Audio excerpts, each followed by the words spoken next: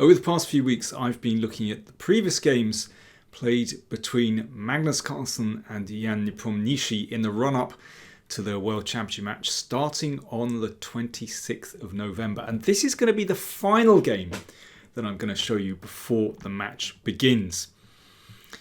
So we've seen some extraordinary encounters between these two. I mean, such interesting, such complex chess. And I'm going to show you another game which also shows the kind of complexity that both players are certainly not afraid of. This was played in the Carlsen Invitational online rapid tournament in 2021. I mean, maybe, we can't divine too much from these online games.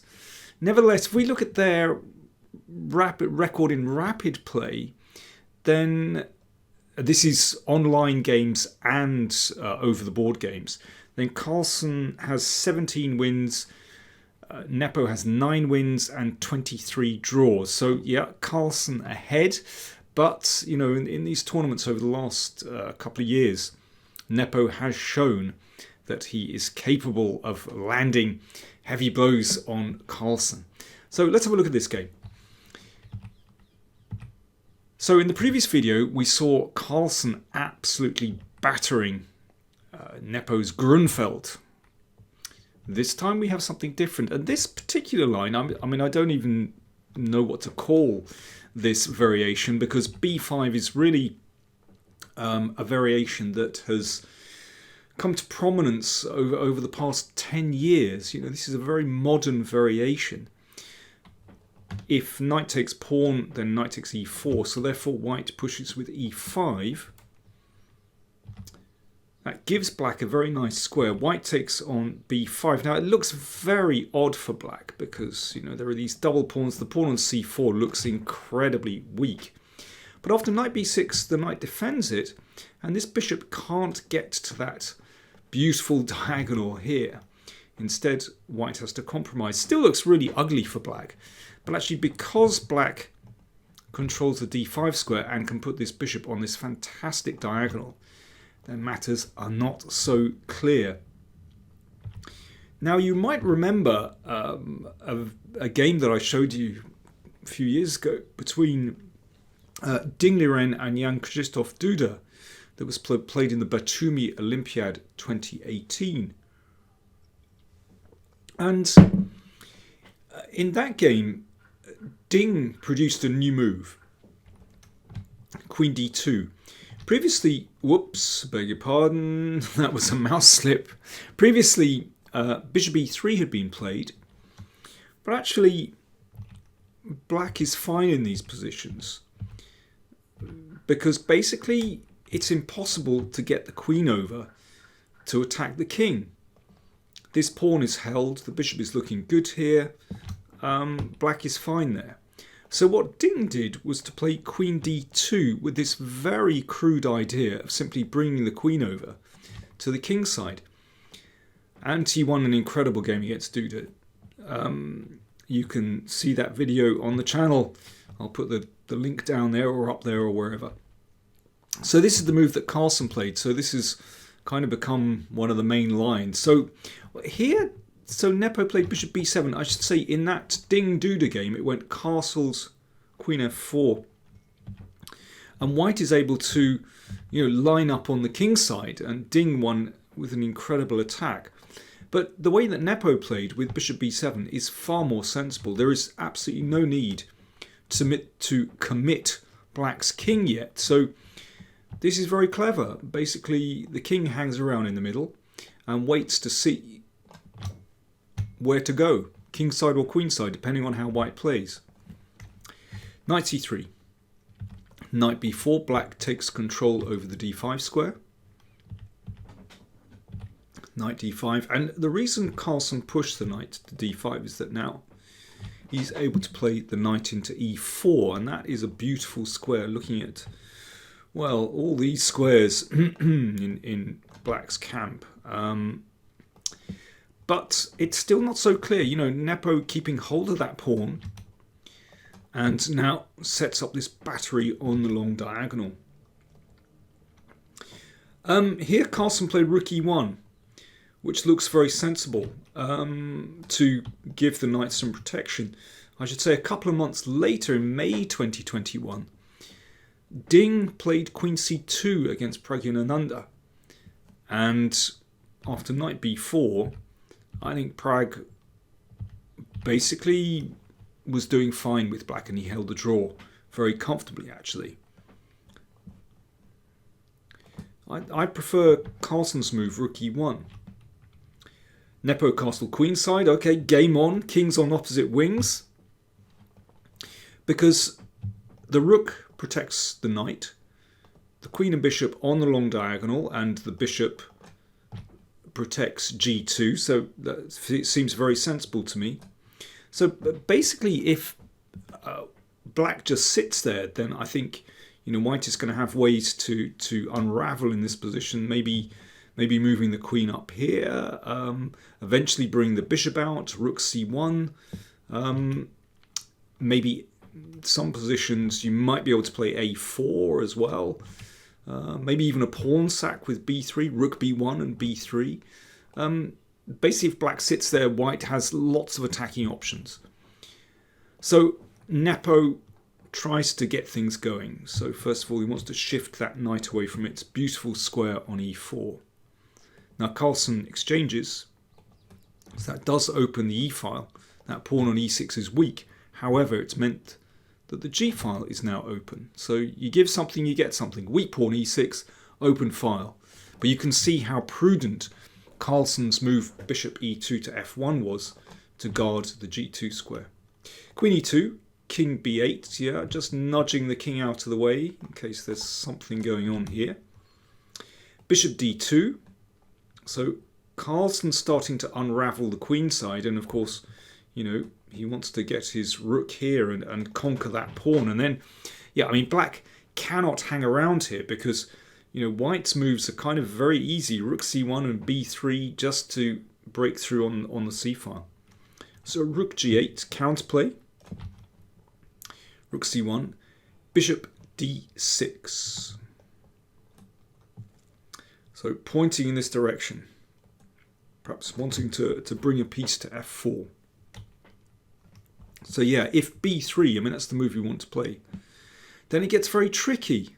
So this was not the game continuation, but you can see that, well, bishop takes, and then knight f4, then knight comes in, and suddenly, oh, this is dangerous.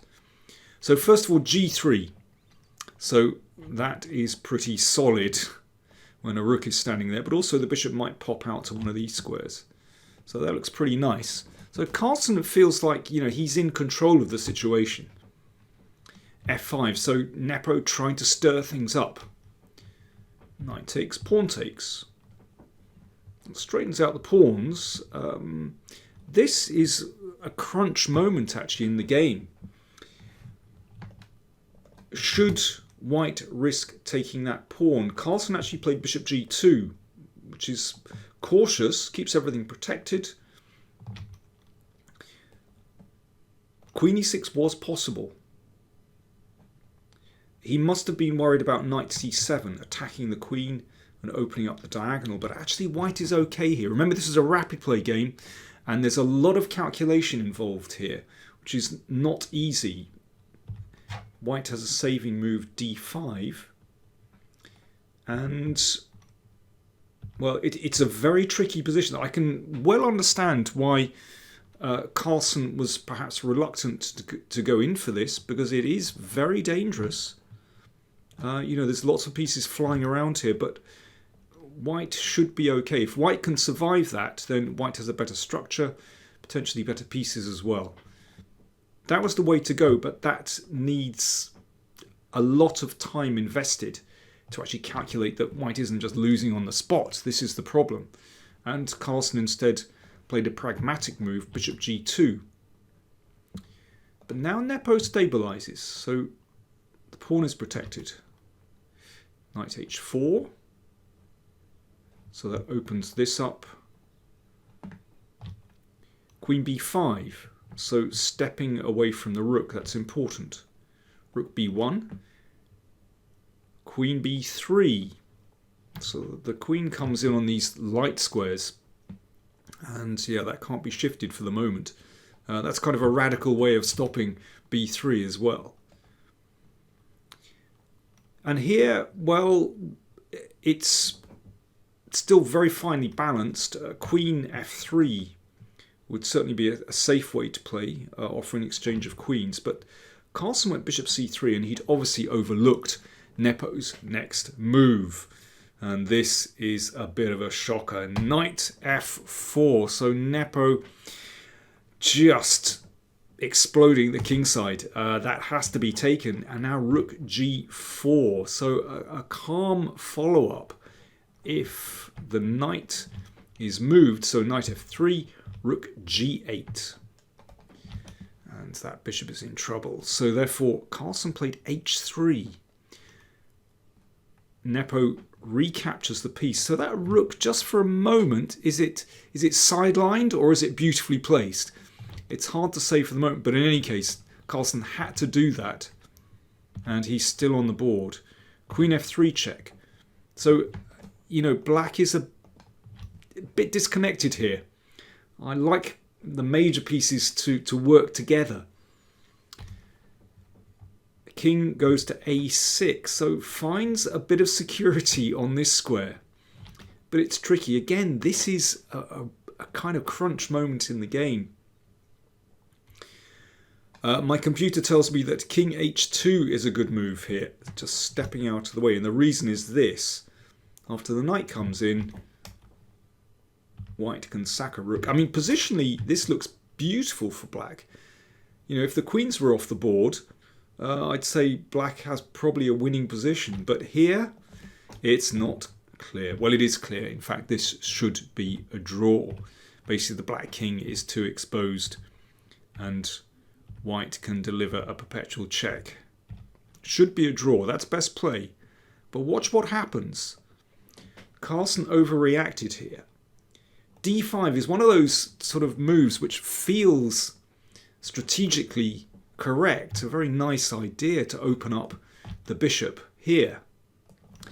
But actually, after this move, yep, Carlsen goes for the exchange sack again. But there is a difference. And the difference is this, that here, white checks with the rook. The king moves out of the way. And the queen has time to come back to cover. Covers the c6 square. And to drive that queen away from its beautiful position in the middle of the board.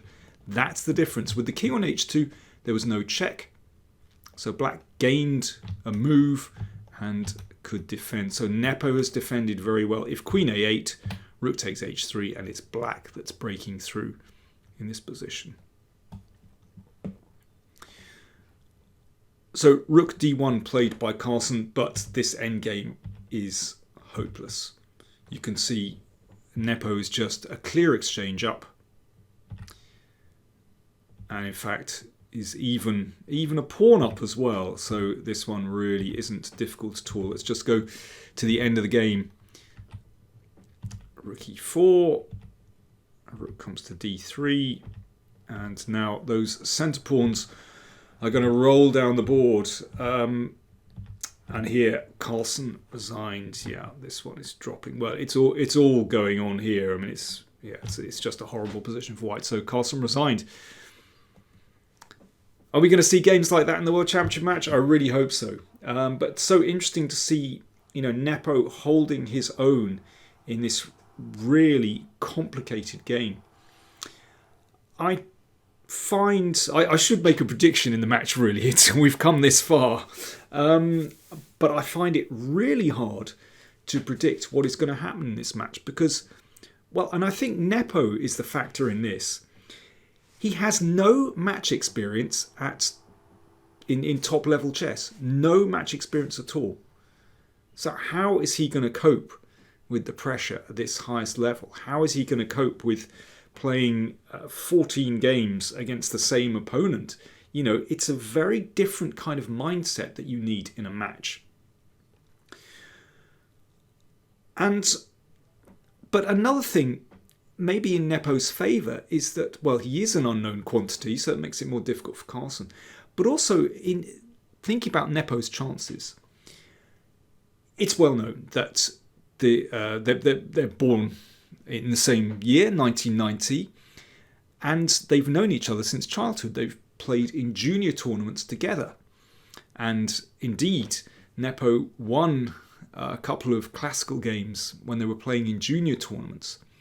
Now, you can dismiss these, of course. It's so long ago.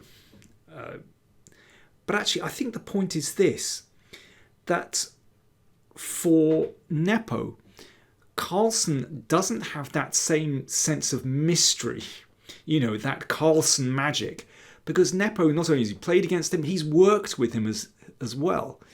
Nepo knows that Carlsen has feet of clay. Nepo knows that he's as talented as Carlsen. They know that from childhood when Nepo actually had the edge on him. So I think that makes a huge difference psychologically. I don't think Nepo he doesn't fear Carlsen in the same way that deep down I think other players do. So it's going to be fascinating. Can Nepo hold his nerve? He sometimes plays very impetuously. Can he calm down as well? It's going to be absolutely fascinating. First game is on the 26th of November. If you want to check out my other videos featuring their previous games, do check out the playlist. There are loads of videos that are recorded actually way before this series that you might not have seen. I'll try and post those on community.